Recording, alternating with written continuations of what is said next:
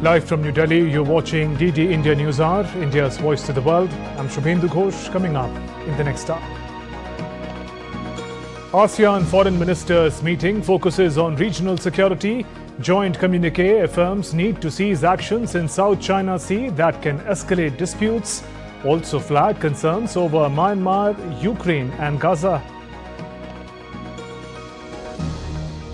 India's Prime Minister Narendra Modi chairs 9th Niti Aayog Governing Council meeting in New Delhi. Vision of Developed India by 2047 on agenda. Heavy rains slash parts of Maharashtra, Gujarat, Chhattisgarh and Madhya Pradesh. NDRF on standby in Kolhapur as waters from Panchganga enters many villages. In Paris Olympics, Indian shooters failed to qualify for the men's 10-meter air pistol finals after disappointing in air rifle mixed team event earlier.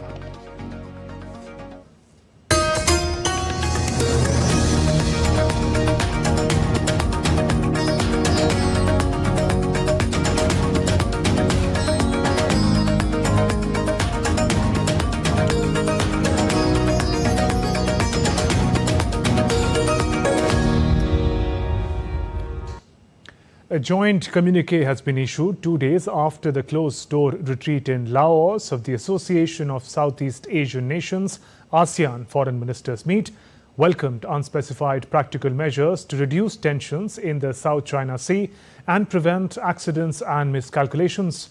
The foreign ministers of Southeast Asian Regional Bloc on Saturday condemned violence against civilians in military-ruled Myanmar and urged all parties to end hostilities and follow an agreed peace plan. It also described North Korea's missile test as worrisome developments and urged peaceful resolution to the conflicts in Ukraine as well as Gaza, expressing concern. And DD India correspondent Jessica Taneja joins us live from newsroom with more. Jessica, as ASEAN communique flags concerns in the South China Sea, what is the message for China? Right, and you saw the long communique that was put out by the ASEAN nations, and reading through it, of course, it mentions concerns in the South China Sea. And as we have been watching in the last 3 days, the forum has been dominated by the concern over the territorial expansion, especially with the Philippines, where there was a deal that was agreed few days ago to diffuse tensions in the Fort Thomas Shoals. Now, the issue is not exclusive only with the Philippines, but if you look at the other ASEAN nations as well, Vietnam, Brunei, also continue to have such similar concerns with China at this point, and not to forget Indonesia and Malaysia at the same time.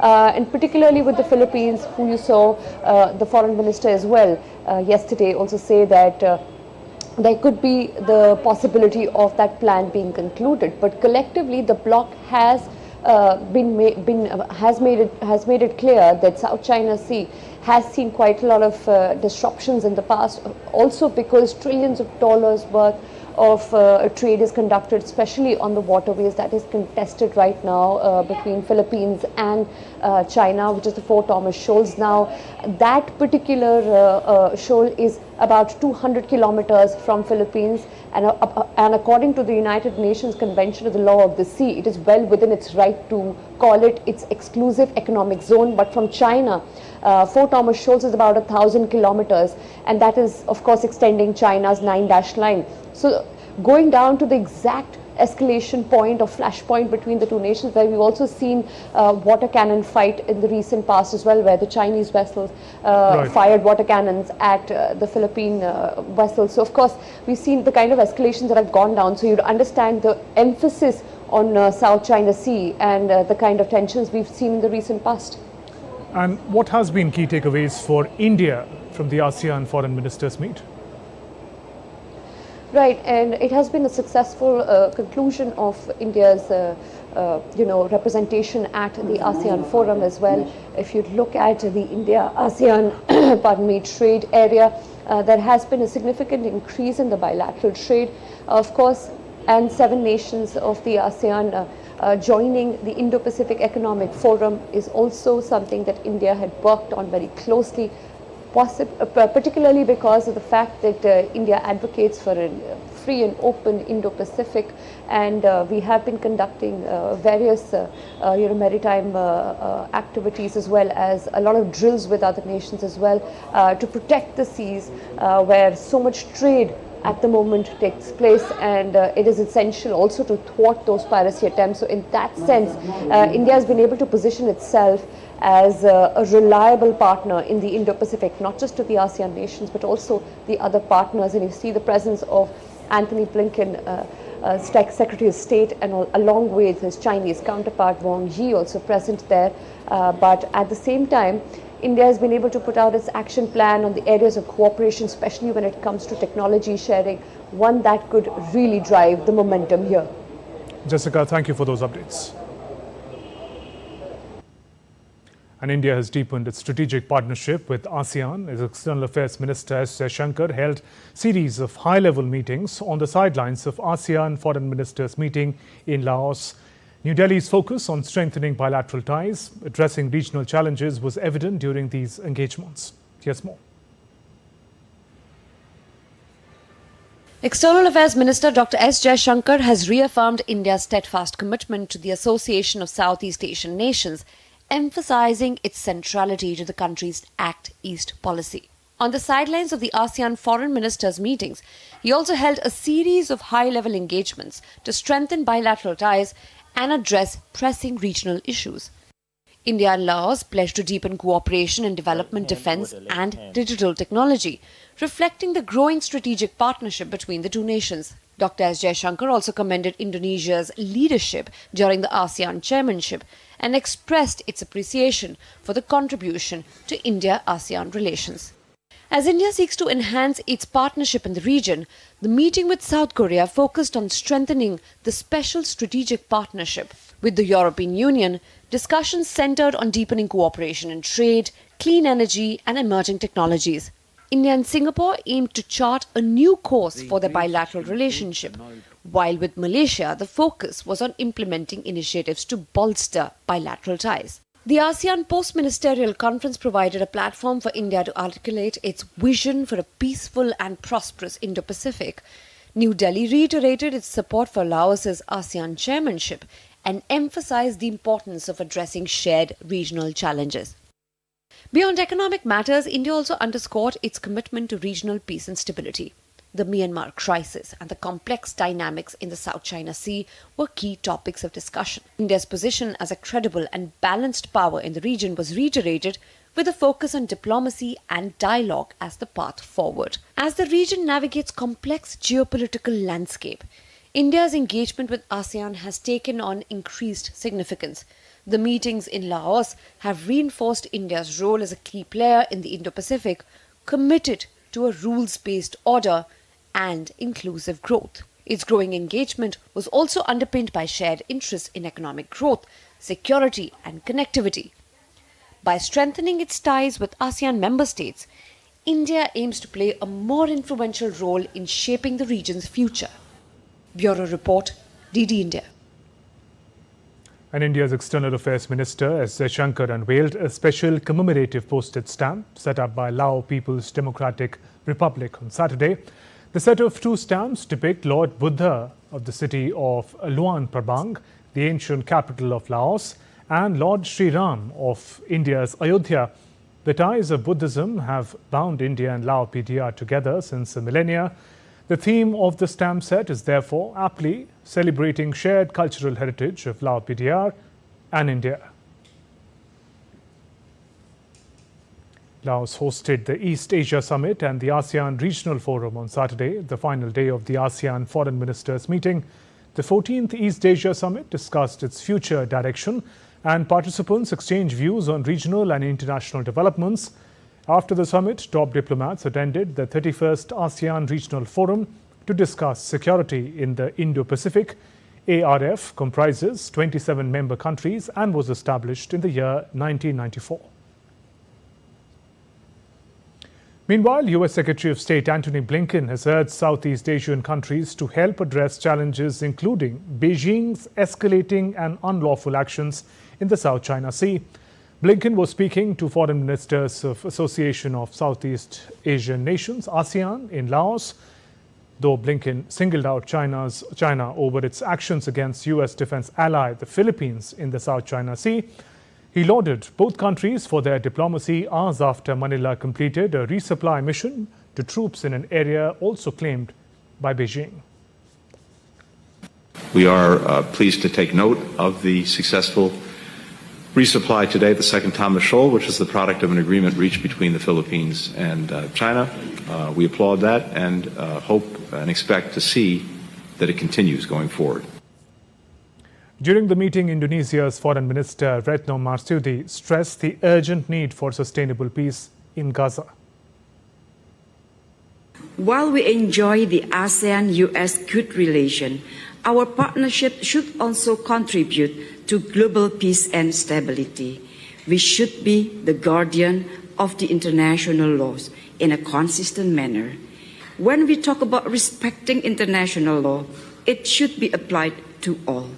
It should be applied in Ukraine issue, South China Sea, and certainly for Palestine. In Palestine, for example, we cannot continue closing our eyes to see the dire humanitarian situation in Gaza. As we speak now, almost 40,000 people have died. We need a ceasefire. We need a sustainable peace to stop this human suffering. US Secretary of State Antony Blinken held bilateral talks with Chinese Foreign Minister Wang on Saturday on the sidelines of ASEAN Regional Forum in Laos. Blinken and Wang shook hands, exchanged greetings in front of cameras. However, they made no comments before moving to closed-door talks in what will be their sixth meeting since June last year, when Blinken visited Beijing. The meeting comes as Washington is worried about Beijing's deepening ties with Moscow and its actions in the South China Sea. Australian Foreign Minister Penny Wong spoke on the conflict in military-ruled Myanmar, speaking to reporters on the sidelines of series of regional summits in Laos. Wong said Australia was deeply concerned about Myanmar conflict and backed a peace effort by the Association of Southeast Asian Nations, ASEAN. Australia's foreign minister urged the ruling military to end the looming conflict and work towards restoring democracy and stability in Myanmar. So our message is we will continue to work with ASEAN and others to do what we can to find stability. But fundamentally, my message from Australia to the regime is this is not sustainable for you or for your people. And still to come on DD India News Hour. West Africa's regional bloc, ECOWAS, faces potential disintegration following decisions of Burkina Faso, Mali and Niger to leave the group.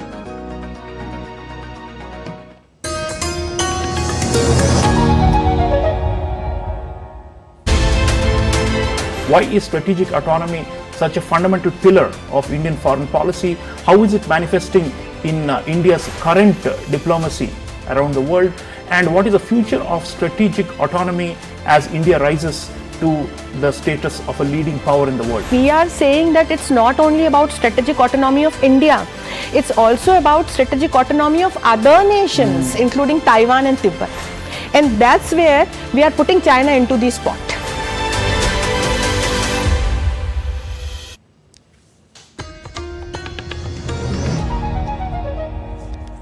Welcome back. You're watching DD India News Hour. I'm Shubhendu Ghosh. In Bangladesh, 3 leaders of the Students Against Discrimination were taken into custody of the detective branch of Dhaka police, citing security threats to them. Meanwhile, Bangladesh Home Minister Asaduzzaman said the situation was getting normal after waves of deadly violence and clashes during quota reform protests for nearly a week. He said the curfew will be lifted once the situation completely normalizes.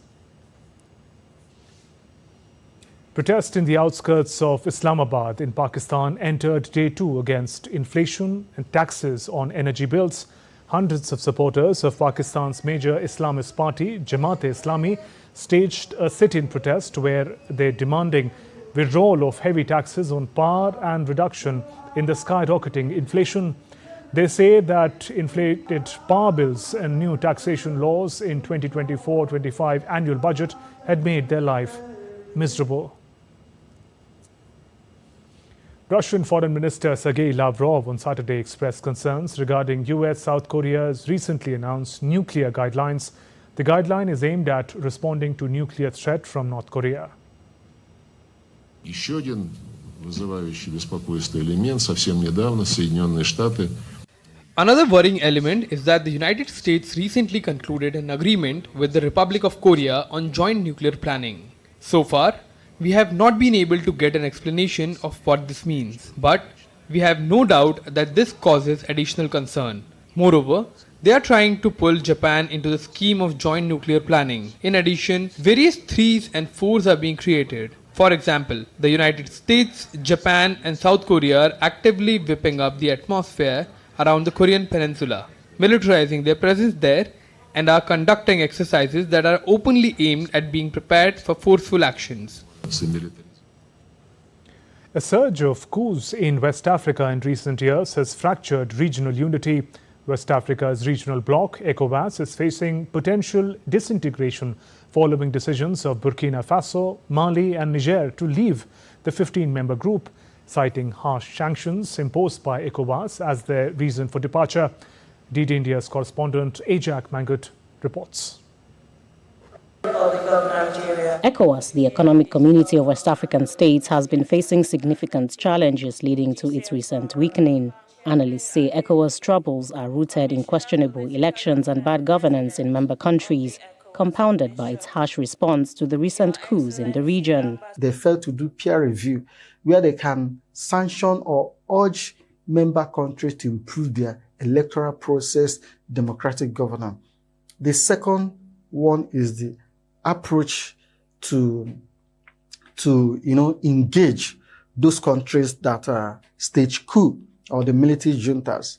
The bloc had previously used military intervention effectively in the Gambia when Yahya Jammeh attempted to cling to power after losing the 2016 elections. The threat of using force before diplomacy this time had backfired, leading ECOWAS to change its strategy. At its 65th summit held in Abuja in early July, it appointed Senegal's President Bassirou Faye to mediate with Mali, Burkina Faso and Niger to convince them to remain in the bloc. President of Senegal has indicated his acceptance to serve as facilitator for ECOWAS in our engagement with the 3 IOS countries. And this is in the spirit of engagement that our leaders believe should continue. But as ECOWAS tries to tackle current challenges, analysts are advocating for a review of its operations, particularly the non-interference protocol. Strengthen the institutions, democratic institutions across West African sub-region. The different pillars of ECOWAS must be made functional. And then this principle of non-interference, we need to have another look at it. If something is falling out of international good practices, we need to call our brother presidents and head of states to order early enough before the situation will degenerate into crisis and then we'll have coup on our hands. At its last meeting, ECOWAS called on member countries to pay their fees, promising the better running of the organization. Also, Senegal's president says he's optimistic that his engagements with Mali, Burkina Faso and Niger as ECOWAS special envoy will result in bringing them back to ECOWAS within the next 6 months and strengthening the organization to better tackle its challenges. But analysts fear that this might be a tall order and unlikely for the nearly 50-year-old group to return to what it once was. Ajak Mangut in Abuja, reporting for DD India. Former U.S. President and Republican presidential candidate Donald Trump addressed the audience at the Turning Point Action's Believers Summit 2024 in West Palm Beach, Florida, and removed his bandage. Trump accused U.S. Vice President and likely Democrat candidate Kamala Harris of betraying Israel for not attending this week's Prime Minister Netanyahu's address to Congress. The Republican candidate concluded by pledging to deport criminals and drug dealers, and he claimed Caracas had been turned into a crime-free city in Venezuela due to mass migration to the United States. Trump warned Christian voters on Democrats' plan for Supreme Court. Thank you very much, everybody. And I stand before you tonight thanks to the power of prayer and the grace of Almighty God.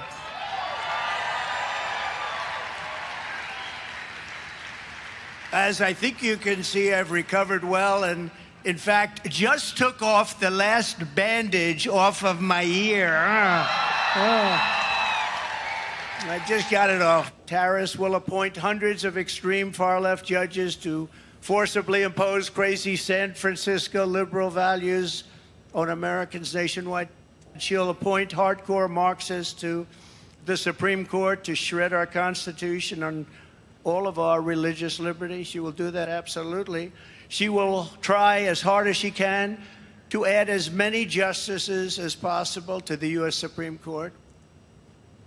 Meanwhile, U.S. Vice President Kamala Harris announced her candidacy for November 5th presidential elections by signing the official forms. Harris, the first black woman and first Asian American to serve as vice president. U.S. presidential hopeful Harris is set to head into a new week on campaign trail with fresh endorsements from Barack and Michelle Obama. A handful of public opinion polls this week have shown her beginning to narrow Trump's lead. DD India's Mitch McCann gets us more from New York. The Obamas had been a notable omission from Kamala Harris's long list of endorsements, the former president and First Lady choosing to remain impartial and wait until Harris gained enough support to be considered the presumptive nominee. In a video posted on Kamala Harris's social media pages, Harris answers a phone call from Barack and Michelle Obama. The former president says, "We called to say Michelle and I couldn't be prouder to endorse you and do everything we can to get you through this election and into the Oval Office." Then, in a later statement, the couple said they would, quote, "do everything we can to elect Kamala Harris as the next president of the United States." In the coming weeks, Harris is likely to be formalised as the party's nominee and will choose a vice presidential candidate and running mate. It's reported Harris is considering 12 contenders at the moment, but among the most being talked about are Pennsylvania Governor Josh Shapiro, Arizona Senator Mark Kelly, and North Carolina Governor Roy Cooper. Meanwhile, it's still unclear if or when Kamala Harris and Donald Trump will be seen together on a debate stage. Donald Trump's campaign said it would be inappropriate to debate Harris as she is only the presumptive nominee, and Democrats may change their mind. Harris has suggested that Donald Trump and his team are backpedaling and that she's ready. Mitch McCann in New York reporting for DD India. And U.S. Vice President Kamala Harris is receiving zealous support from her ancestral village in India, southern state of Tamil Nadu. This comes after significant endorsements from prominent U.S. figures such as former President Barack Obama and his wife Michelle for Kamala's presidential bid. In a remarkable display of cultural ties spanning continents, residents in Thulasendrapuram village have conducted special prayers for success of Kamala Harris. The village's Dharma Sthal temple, which holds significance for Harris's family, became the center of these prayers.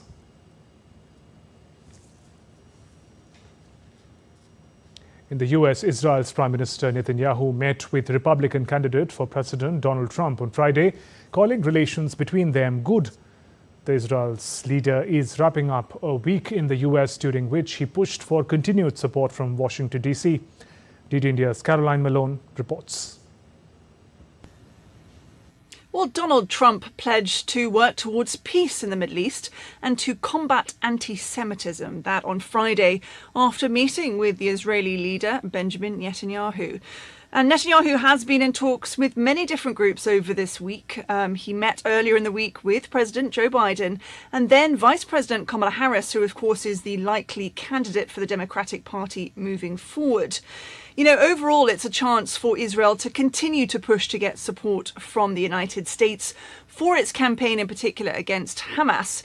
In Netanyahu's wording to Congress on Wednesday, he was framing it as the US being the closest allies to Israel, needing Israel as an ally in the Middle East, and also the US and Israel having the same enemies. And so therefore any benefit, any win for Israel is also a win for the United States. But we also heard slightly different messaging from Harris and also from Trump in earlier interviews, Trump in particular saying he's keen to see an end to the war. He's keen to see the end of the fighting between Israel and Hamas.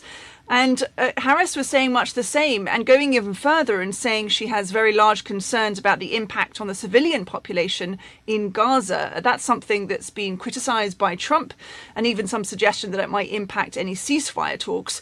But ultimately, there does seem to be some agreement amongst most US leaders and potential future leaders here, which is that there needs to be a ceasefire, there needs to be a release of hostages, and that needs to happen sooner rather than later.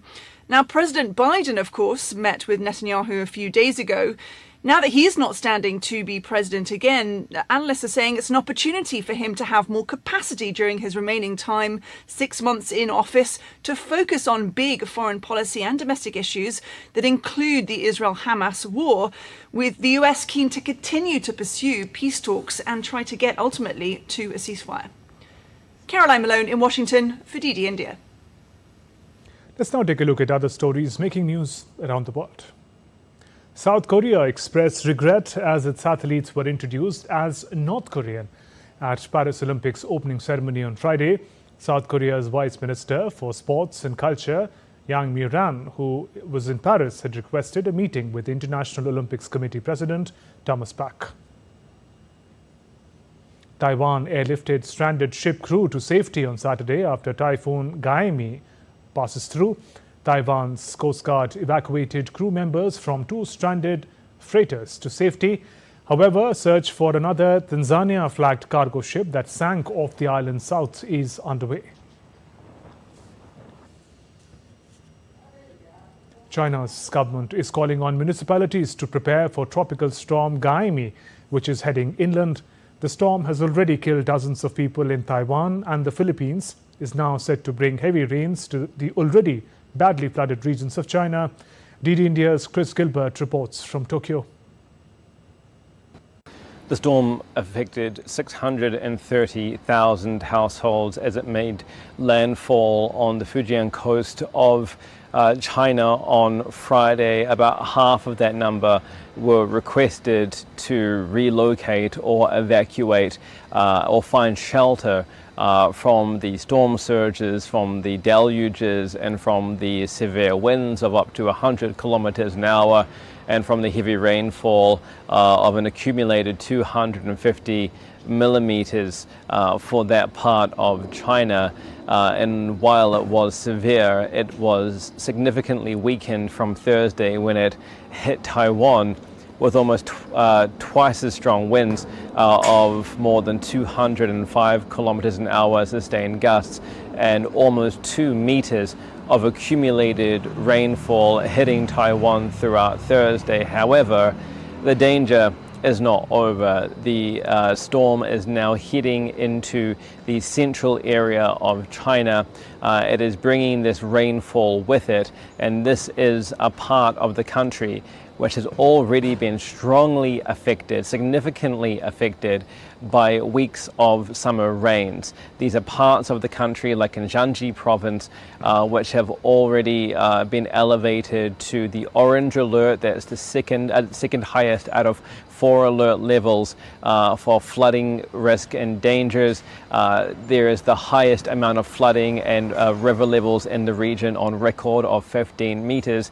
And the central government in China has held an emergency meeting on flooding to evaluate the danger and call on local municipalities as the storm approaches to work to prevent rivers from breaching, prevent reservoirs from collapsing, and to save as many lives as possible, as Gaemi has already claimed lives throughout the Philippines and throughout Taiwan, and China's central government certainly wants to prevent any more fatalities if it can possibly do so. The storm is heading for Shanxi province, which is home to the largest freshwater lake in China, and so with the risk of those banks bursting, with the risk of flooding and heavy rain in the future, even though the storm has weakened since it hit Taiwan, the danger has certainly not passed for China. Chris Gilbert in Tokyo reporting for DD India. And still to come on DD India News Hour. Heavy rains, flooding witnessed in parts of India. Labrador City in Canada braves 11 active wildfires.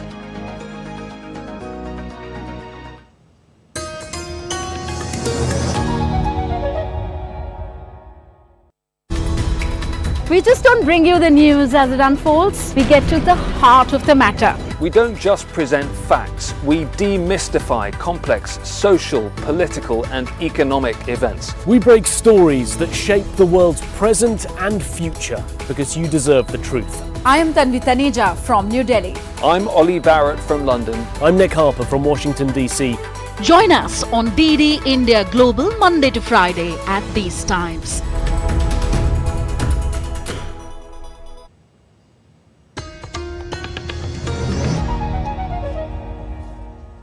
You're watching DD India News Hour. I'm Shubhendu Ghosh. Our top stories. ASEAN Foreign Ministers meeting focuses on regional security. Joint communique affirms need to seize actions in South China Sea that can escalate disputes. Also flag concerns over Myanmar, Ukraine and Gaza.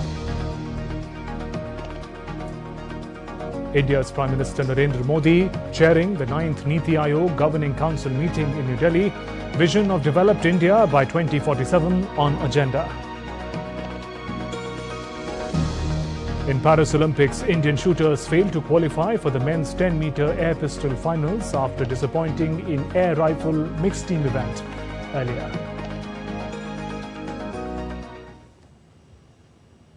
India's Prime Minister Narendra Modi is chairing the 9th Niti Aayog Governing Council meeting in New Delhi. The meeting aims to make India a developed nation by 2047 through collaborative governance with the theme Viksit Bharat at 2047.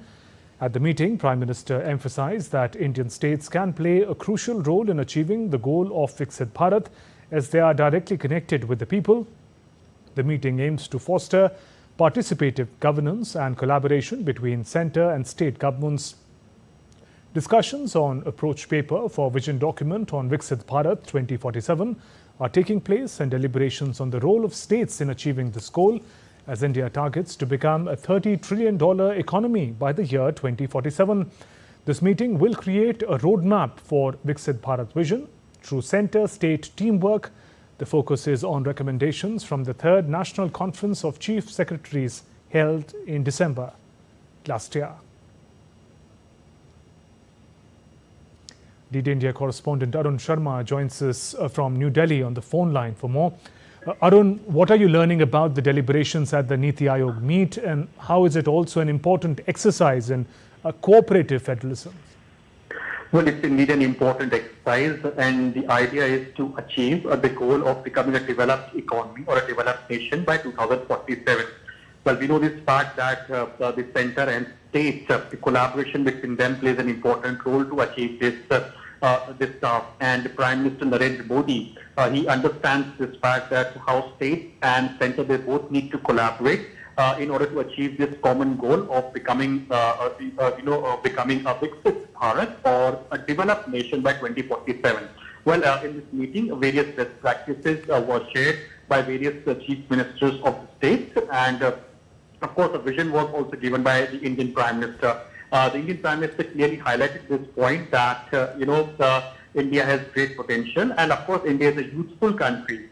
And, we know this fact that now state plays an important role in order to achieve this task of becoming a Viksit Bharat or a developed nation, because the focus is that how can inclusive development can be done, and the kind of reforms that have been undertaken by the nation in last decade or in last 10 years, like national education policies, schemes like Mudra, PM Vishwakarma initiative, PM Swanidhi initiative, reforms in criminal justice system, etc. Now, these should also be utilized for bringing about transformational change in our society.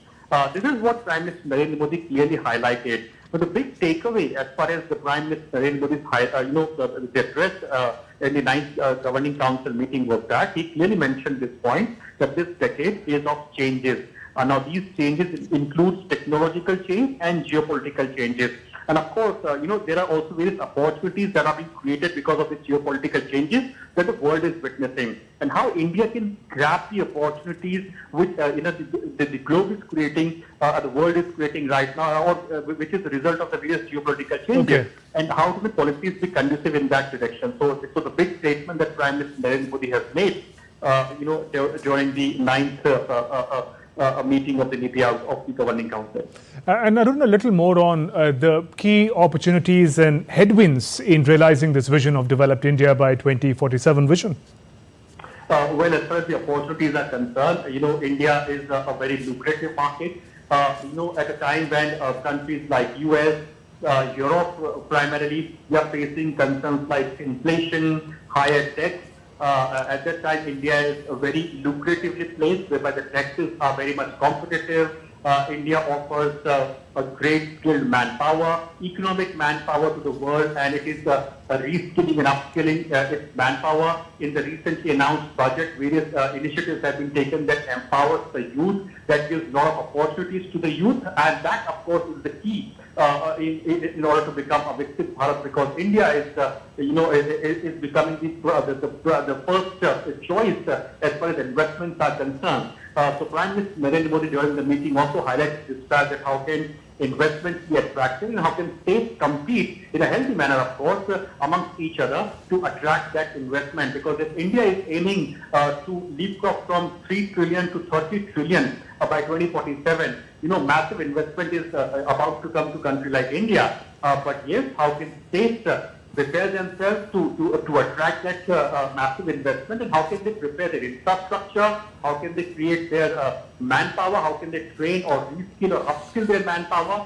in this time of changing, whereby AI is gradually dominating. So how can the various states can work in order to achieve these targets? It is very much important for that center and states should work together. So that is something that Prime Minister Narendra Modi looks at as an opportunity. As far as headwinds are concerned, of course, we know this fact that state and center needs to work together, because yes, keeping politics aside, we have to keep nation first. That is what the clear idea of this meeting was, that how can India as a team can work together, and how can center and state can collaborate, so that there is only one vision, a clear vision, that is to achieve the Viksit Bharat or developed India vision by 2047.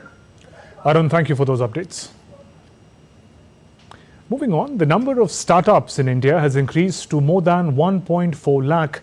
In a written reply, Minister of State for Commerce and Industry, Jiten Prasada, informed Rajya Sabha that DPIIT has recognized 1,40,803 entities as startups as of 30th June 2024.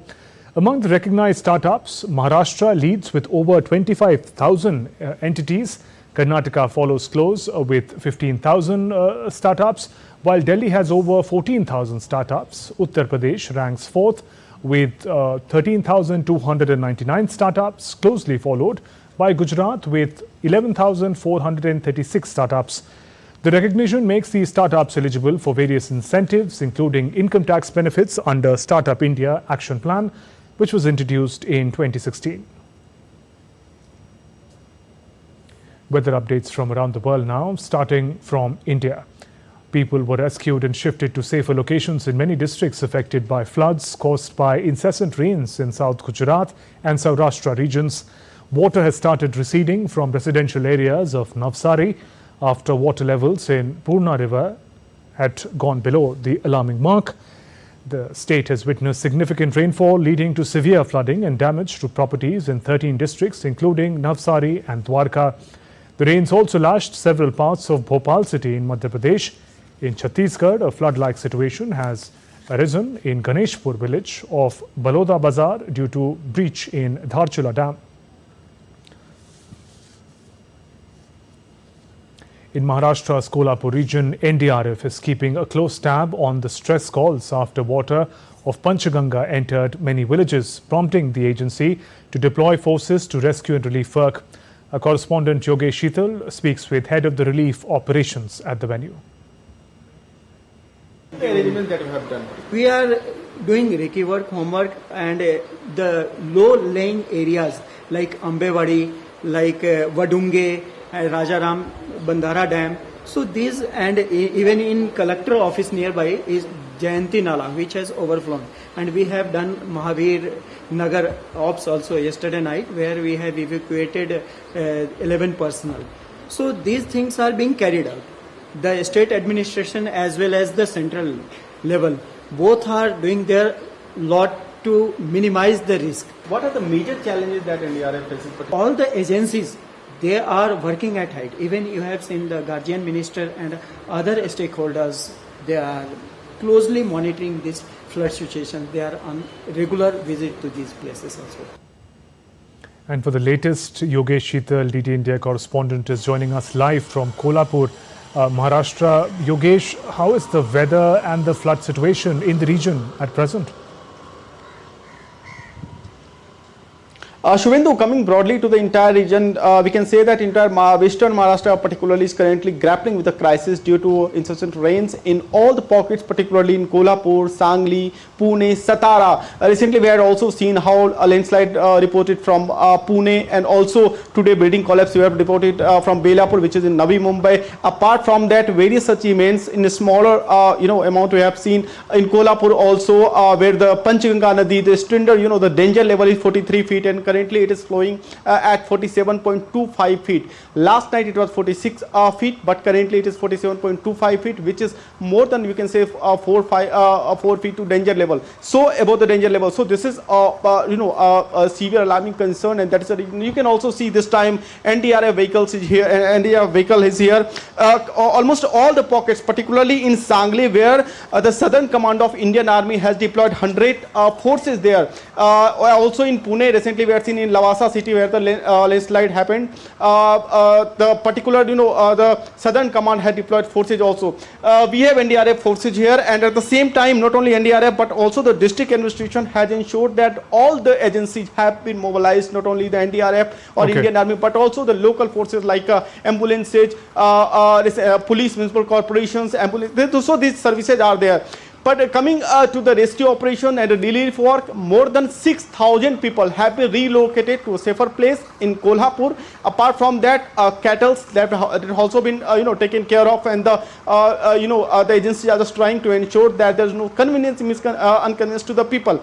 Apart from that, announcements of government has also been made by the Guardian Minister in the morning. The Guardian Minister of Kolhapur, Hassan Musri, visited the place, met the affected people, ensured all the facilities, all the supports from the government, and also announced 10,000 rupees aid to the people who had to replace. So currently the situations are not good, particularly in Western Maharashtra. Apart from Western, today the orange alert has been issued for Kolhapur, Satara, and apart from that in Vidarbha region, particularly Bhandara, Godia, Gadchiroli, these are the districts which have been marked in orange alert by the IMD. We can expect from tomorrow onwards the thing can be improved a bit as per the IMD predictions. Yogesh, you took us through the preparations by the NDRF. As far as advisory by the administration for civilians is concerned, is there any updates on that?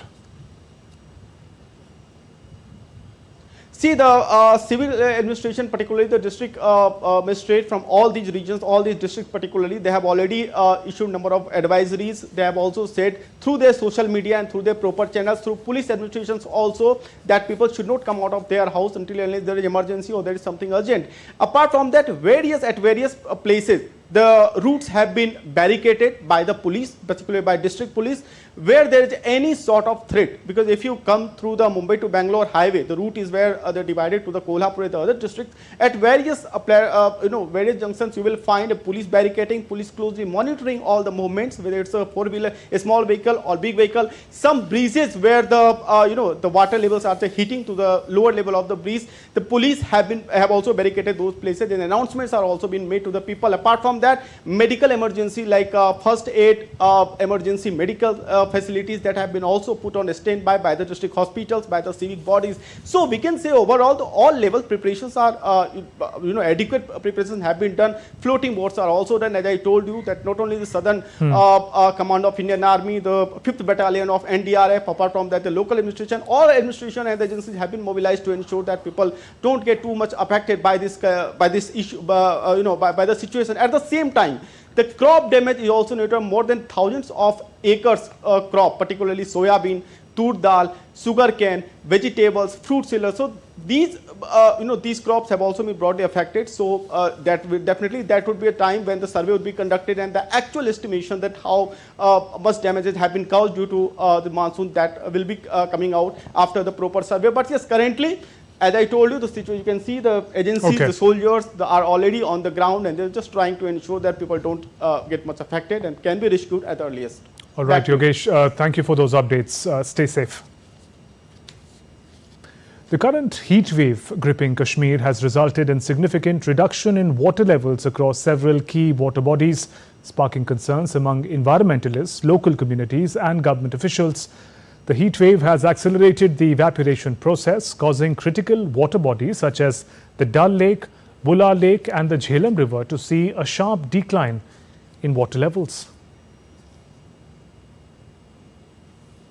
Massive wildfires have engulfed Canada's Shetland Creek. Raging wildfire devastated the western Canadian tourist town of Jasper, potentially destroying up to 50% of structures, authorities informed. There are currently 176 wildfires burning in Alberta. Around 10 of those blazes are close to border with British Columbia. Authorities say the fire has the potential to grow significantly close to the Labrador West. Firefighters in California are battling a series of hotspots across the state. Thousands are forced to flee their homes in fast-moving blaze. Emergency services have been working tirelessly to contain the fire, utilizing both ground crew and aerial support to douse flames and establish fire breaks. Meanwhile, Bolivia's tropical lowland region of Santa Cruz is under a state of emergency from wildfires consuming swaths of grasslands. San Lorenzo Viejo and San Lorenzo Nuevo are some of the worst affected communities in the town of Rebor. Over 10,000 hectares of land have been consumed by fires. India remembers its former President Dr. APJ Abdul Kalam, popularly known as the Missile Man of India, on his 9th death anniversary on Saturday. Dr. Kalam left an unforgettable mark on India with his highly renowned contributions to science and technology, inspirational leadership and humble behavior. Observing APJ Abdul Kalam's 9th death anniversary in 2024 is a great opportunity for every individual to reflect on his life and achievements. And still to come on DD India News Hour. Sarabjot Singh and Arjun Singh Chima failed to qualify for finals in the 10-meter air pistol at Olympics. In drawing, Balraj Bwar finishes 4th in heats, goes into repechage round.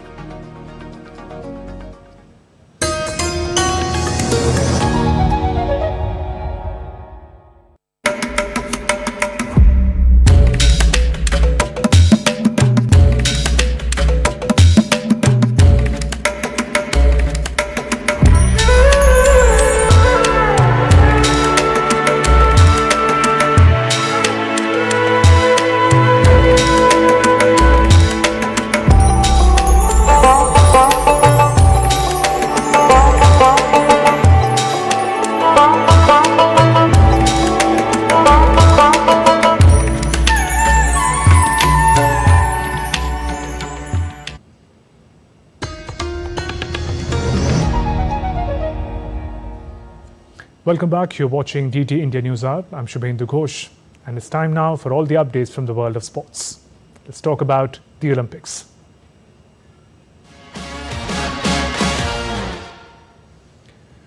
In the 10-meter air pistol, Indian shooter Sarabjot Singh fell agonizingly short of a place in the final round. He finished 9th in the qualification round with an aggregate score of 577 after 6 series of shooting, while he finished on the level terms with Germany's Walter Robbins. But Sarabjot missed out on the count of inner tens. The German had shot 17 inner tens, while Sarabjot managed 16. Arun Sharma, the other Indian in the event, finished 18th with an aggregate of 574 points. India's Paralympic campaign got off to a rather disappointing start as both pairs in 10-meter air rifle mixed team event failed to qualify for the finals. The duo of Elvanil Valarivan and Sandeep Singh, along with Ramita Jindal and Arjun Babuta, were unable to secure a place among the top 4 teams. Elvanil and Sandeep finished 12th with a total score of 626.3. Meanwhile, Arjun and Ramita finished 6th with a score of 628.7. The Indian duo fell short of Norway and Germany's 629.7, who finished 4th and qualified for the bronze medal match. India's Balraj Bwar finished 4th in his heat in the men's single sculls event at the Paris Olympics rowing competition on Saturday. He has advanced to the repechage round scheduled for Sunday. Making his Olympic debut, the Indian rower clocked 7 minutes 7.11 seconds over 2,000 meters for a 4th place finish among 6 rowers in Heat 1. A total of 33 rowers competed in the men's single sculls event across 6 heats. The top 3 rowers from each of the 6 heats automatically qualified for the quarterfinals.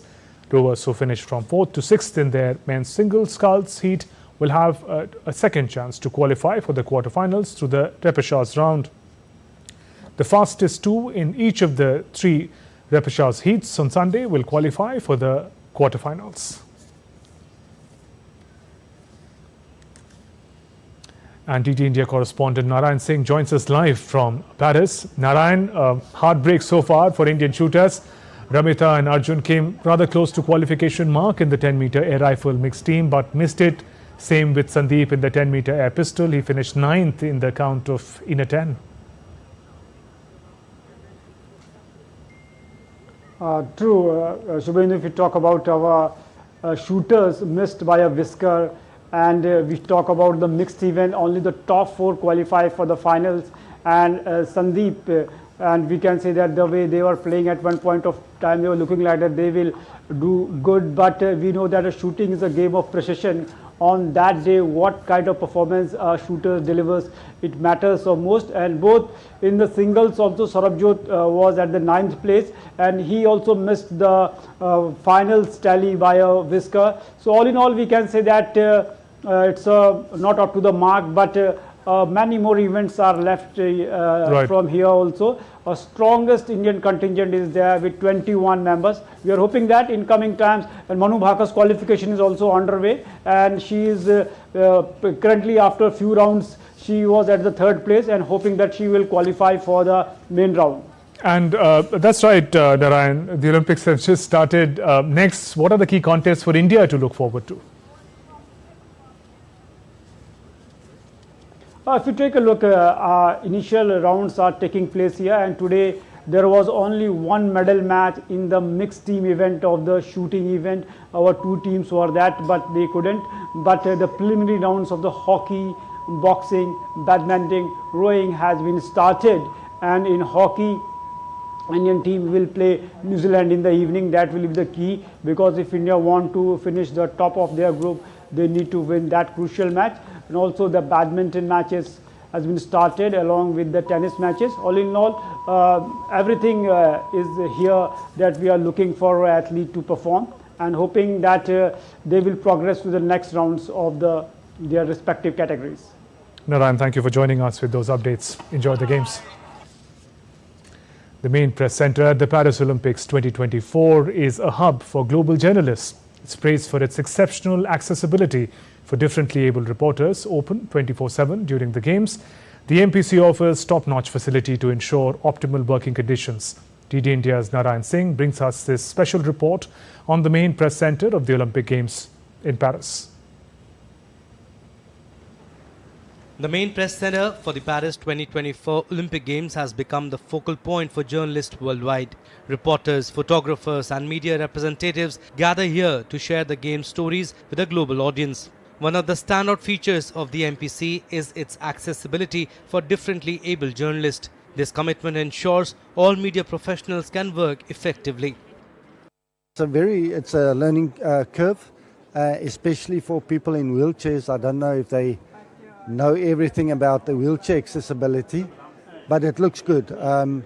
At the moment, I can go everywhere, and they're very friendly. They help me, so I'm very satisfied. Open non-stop throughout the games, the MPC is designed to be functional and efficient. It provides services to guarantee optimal working conditions. The venue is located within the Palais des Congrès Paris, aligning with Paris 2024 strategy to use existing venues. Sports journalists from around the world have shared their experiences at the MPC, praising its facilities and accessibility. It's like my first day here, but I was in Tokyo, so it's a big difference. Now it's very nice to see a lot of people preparing Olympics, preparing the job, and I hope we will have a very nice Olympic Games. It's the first time also here. The media center is like the biggest one I've ever seen, and let's see what will come from this experience. I'm very excited obviously about it. The main press center plays a crucial role in the outreach of the Games, allowing the media to convey the emotions and beautiful stories of the Olympics to the world. The main press center of the Paris Olympics is unique in its own way. It is an already existing venue, and therefore it is helping to save the environment. With camera person Senthil, Naran Singh for DD India, Paris. And something for animal lovers, especially panda lovers. Cheerful scenes were spotted at the Chengdu research base of giant panda breeding in southwest China's Sichuan province. Visitors were awestruck as panda mom showed off her lovely baby to the camera, and the cub remained playful. iPanda multimedia platform captured the joyful daily moments between panda mom and the baby.